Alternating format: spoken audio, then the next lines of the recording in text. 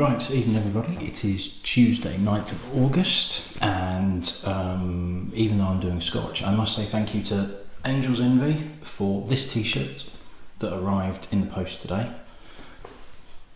Very nice t-shirt indeed, so thank you very much for that. Go and buy Angel's Envy. It's really, really good anyway. Two quick ones because I need to get ahead of myself a little bit after rushing around in the last couple of days. And we will carry on with our Highland whiskies, and we are very, very, very close to the double century, 200.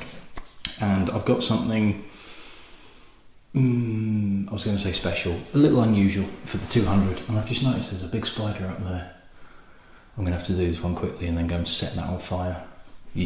Right, so this is a distillery that I have already done 1, 2, have I done the others? 3 maybe? I know I've done it at least twice. Anyway, Loch Lomond. Loch Lomond Distillery, which is here, also home to a fantastic golf course. I've done the Inchmurrin, which was a fantastic whiskey, fairly early on in the challenge, and not that long ago, about 5 whiskies ago, maybe a little bit earlier than that, I did the Croftengea, which is one of their peated versions.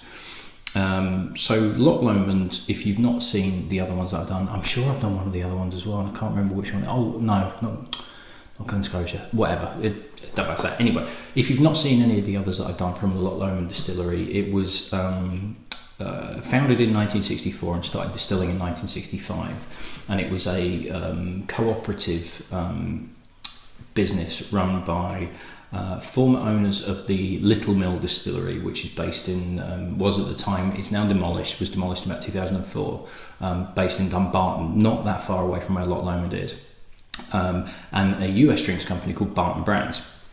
Barton ended up taking over the distillery from the Little Mill owners and operated it until 1984, where they mothballed it, essentially becoming surplus to requirements.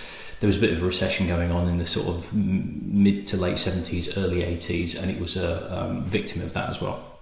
1987, it was reopened by a company called Glen Katrine, who were a blending company predominantly. Their biggest brand was High Commissioner, which is a massive European brand. They had a number of other brands as well. It's not moved, it's fine. And they needed a base to make their own whiskey to satisfy the demand. It's not a lot not that long after they took over the distillery. They then expanded it and added a couple more stills. And at this point in time, according to them, certainly at the time when they took it over, it's the only Scotch whisky distillery that distills both grain and malt whisky on the same site. They have 2 pot stills. They have a coffee still, which is a type of grain column still named after a guy called Aeneas Coffey, and also 4 Lomond stills, which are almost a combination of pot still and column still. It's like a bastardized pot still where you can use like metal plates to get different types of spirit to run off depending on which plates you open and close. Very, very flexible. They can make an awful lot of different types of not just whiskey but spirits as well. I think it's Glen's vodka they do, which is a very cheap, very big vodka brand, and a lot of other spirits as well. So you can make not just whiskey with these stills. So they're making loads of different types of spirits to satisfy the brands that they've got. So Loch Lomond single malt is probably the most prevalent of all of the versions that they do as a single malt whiskey. They have quite a few other names which are harder to get hold of, but it looks as though Inchmurrin has become like a secondary brand to Loch Lomond, and then everything else is very, very hard to get hold of. Apparently in 2014 they were purchased by a private equity group, and you can see what this label is like. Now if you look on something like Master of Malt and the Whisky Exchange, they have a combination predominantly of this type of labelling. But if you go onto the Loch Lomond Distillery website, they have rebranded and repackaged, and I think, now I don't know exactly because I was trying to find the details of it and couldn't find any press releases or anything, but I think this is in line with this new group taking over, because what is now, this is a non-age statement version, and what it is now is still a non-age statement, but it's called the original, and this is what it looks like. Now, this particular one on Master of Malt, they are still selling as a 70cl bottle at 22 quid. So that's what's making me think that there is still quite a lot of this around and about, and it's one of these where it's slowly going to change into the original. They do a couple of blends as well called the Signature and the Reserve, and there's a few age statements as well. There was also in this one, this labelling, there was a green label which was a peated version. This of all the Loch Lomond range of whiskies that they do is the lowest peated level, whereas Croftengea was one of the highest and was very, very good indeed.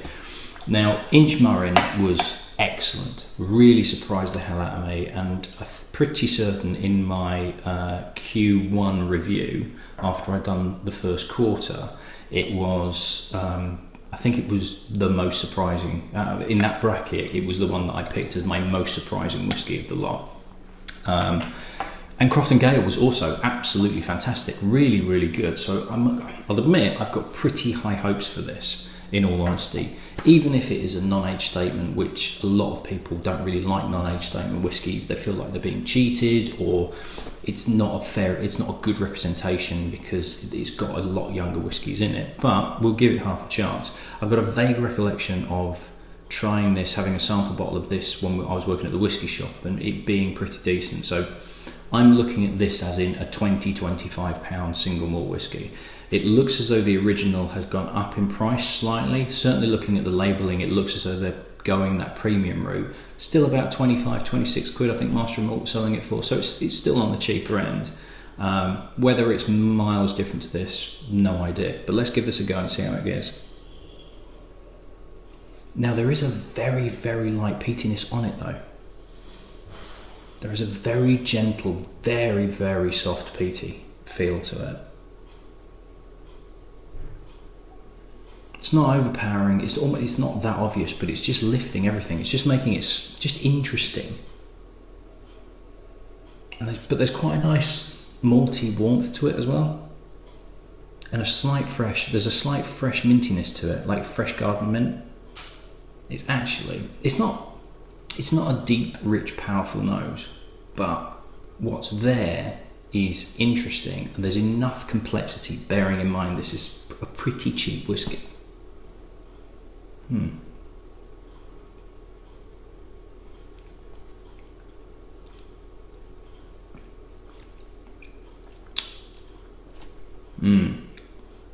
Now, if you watch my Glenglassaugh review, which was yesterday, literally yesterday, I was talking about this artificial plasticiness that I associate with cheap whiskies. And as I took this into my mouth, sounds a bit dodgy, I started to get a little hint of that plasticiness, and I thought to myself, oh, here we go. You know, this is actually going to taste a bit rough, a bit fake, a bit cheap, a bit nasty.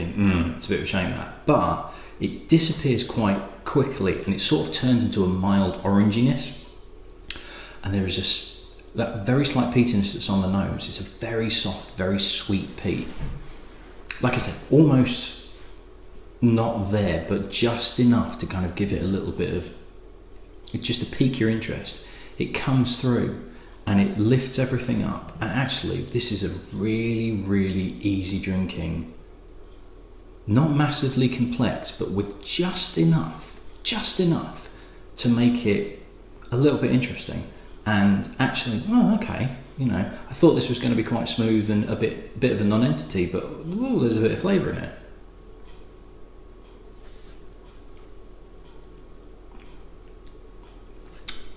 Again, just starts off slightly rough and a little bit artificial.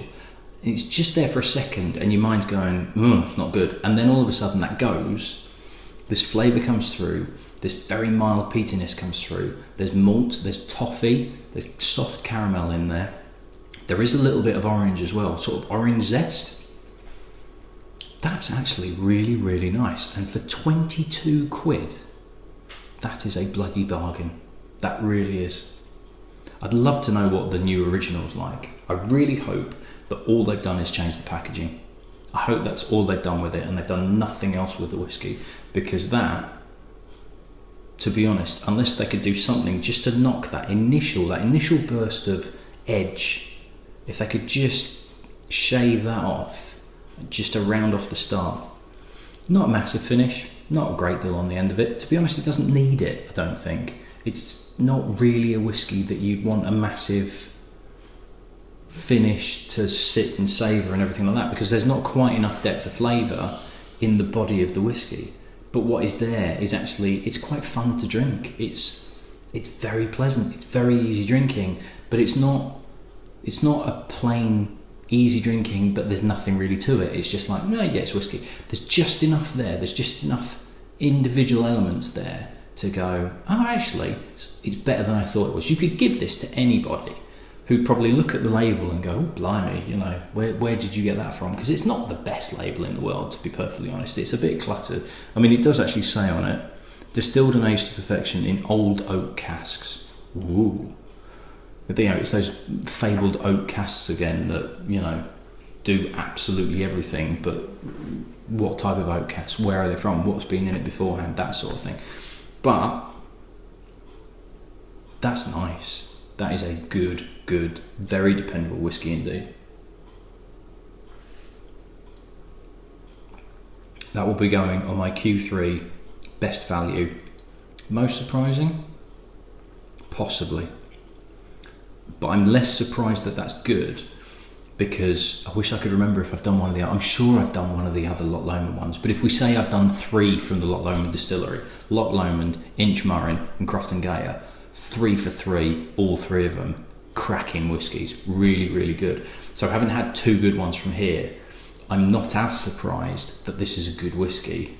I'm relieved, because my fear was that this is like their entry level one. This is the basic entry level one. This was actually going to be the most disappointing compared to the other 2, but that's really good. So Loch Lomond distillery, unless they've changed the recipe, the makeup, unless they've buggered about with the whiskies that they are now releasing with these new owners, if they haven't touched it and they've just changed the label and then got away with putting a few extra quid on it because it looks a bit more premium, fine, don't have a problem with that, because for about 25, 26 quid, if the original, the new one, is exactly the same as that, for 25 quid, that's still bloody good value for money. That really is. Good work, guys. Right, I'm going to have a quick rinse out. I'm going to kill that spider up there because it hasn't moved, and we shall crack on with 200. Right, see you in the next one. Cheers.